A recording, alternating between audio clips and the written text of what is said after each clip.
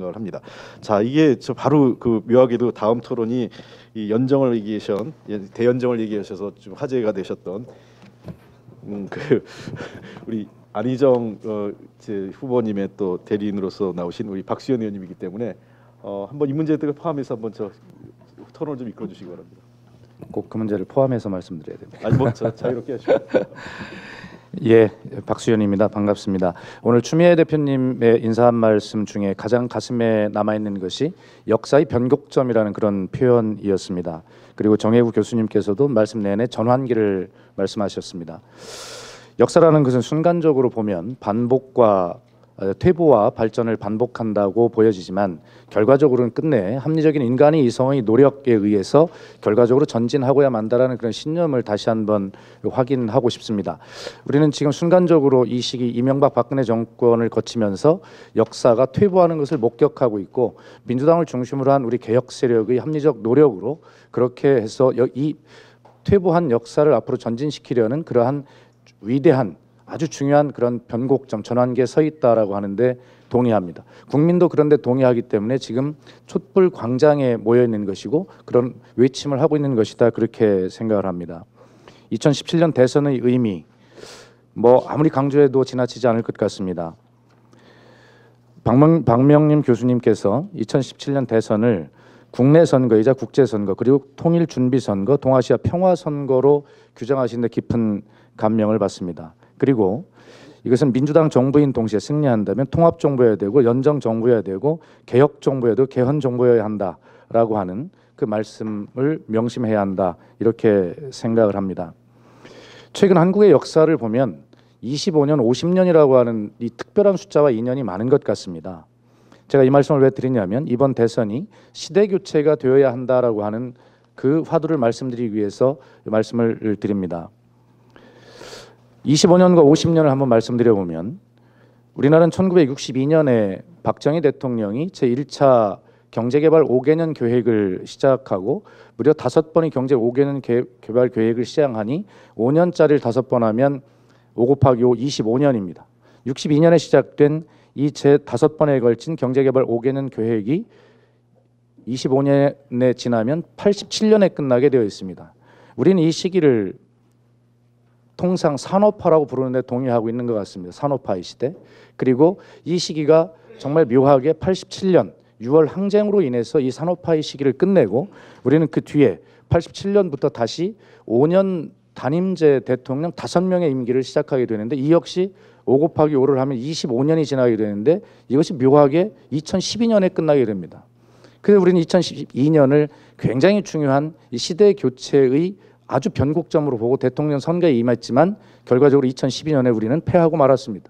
2012년의 승리를 담보한 실패한 그 승리를 바로 2017년 올 선거에 우리가 반드시 이루어야 된다라고 하는 그런 역사적 소명을 가진 시대 이행기를 완성해야 되는 그러한 의미의 선거가 이번 대통령 선거이다 저는 그렇게 규정을 합니다. 그렇다면 2012년에 우리가 산업화 시대에 이어서 새로운 시대로 교체를 하지 못한 이번 2017년 이후의 이 시기를 우리는 뭐라고 규정을 할까라고 우리는 또 논의해야 되고 합의해야 된다고 생각합니다. 저는 이 산업화 시대와 민주화 시대에 이어서 이 시기를 우리는 과감하게 인간화의 시대다 이렇게 저는 규정해야 한다고 생각하고 있습니다. 우리가 흔히 노무현 대통령께서 말씀을 많이 해오셨던 사람 사는 세상 우리가 함께 했던 목표 아니겠습니까? 바로 이것을 인간화의 시대다 이렇게 우리가 규정을 하고 그 새로운 시대의 이행을 위해서 이 시대 교체를 하기 위해서 노력을 해야 된다. 이 의미가 2017년 대선의 의미라고 저는 규정을 합니다.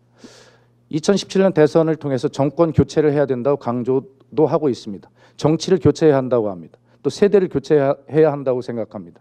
그러나 정말 이 쌓여진 구체제, 정혜우 교수님 말씀하셨습니다만 이 앵시행 레짐의 이 해체 이런 것들을 위해서 우리가 해야 되는 것 그것은 반드시 이런 구체제의 모순을 극에 달하게 만든 이 보수 정권에게는 맡길 수 없는 일 아니겠습니까? 반드시 우리 민주개혁 세력이 맡아야 되기 때문에 그리고 민주당이 맡아야 되기 때문에 정권 교체는 너무나 당연한 것이다 이렇게 동의합니다.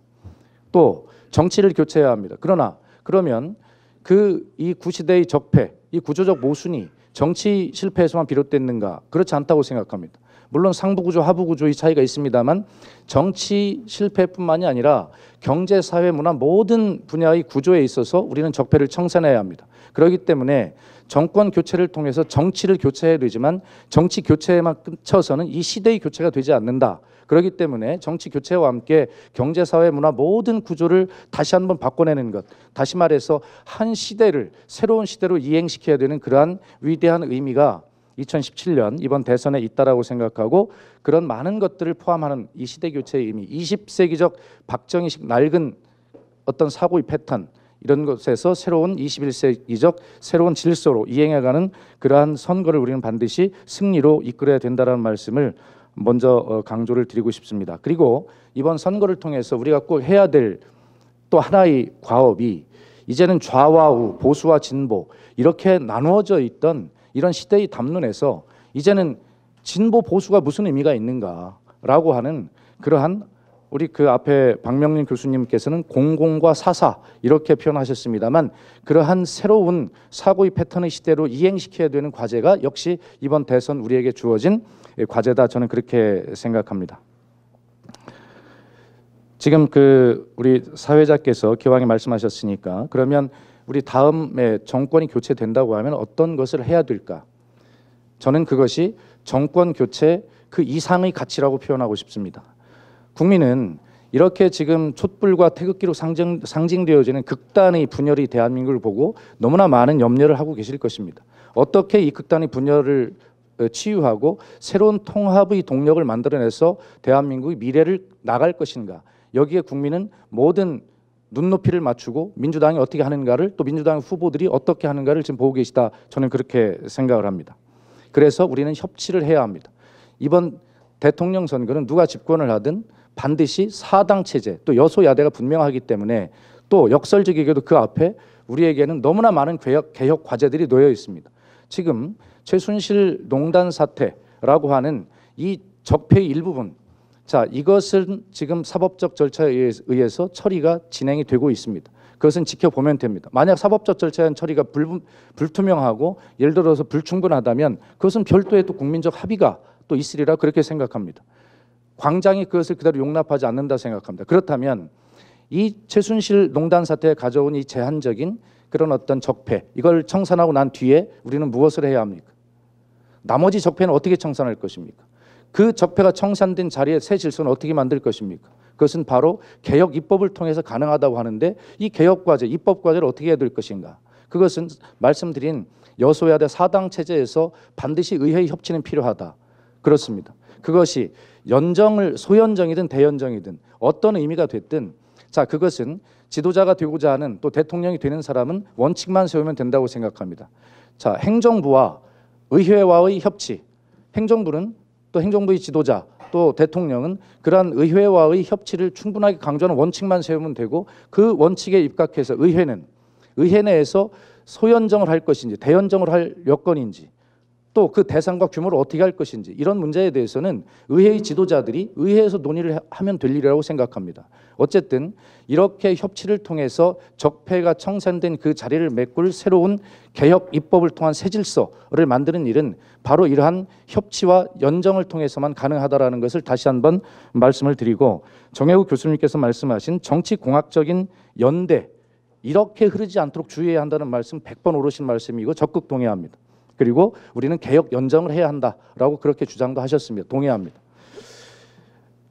그래서 어쨌든 뭐 개헌까지 말씀드리기에는 좀 논의가 너무 분산되는 느낌이 있어서 저는 그냥 이렇게 그런 어떤 2017년 대선의 의미와 우리 자세, 그리고 그 대선이 치러진 이후에 우리가 해야 될 일, 민주당이 해야 될 진로, 이런 것들에 관해서 우리가 어떤 자세로 임해야 되는가라고 하는 측면 두 가지로 간략하게 정리를 해서 말씀을 드리면서 발제를 마치겠습니다. 고맙습니다. 네.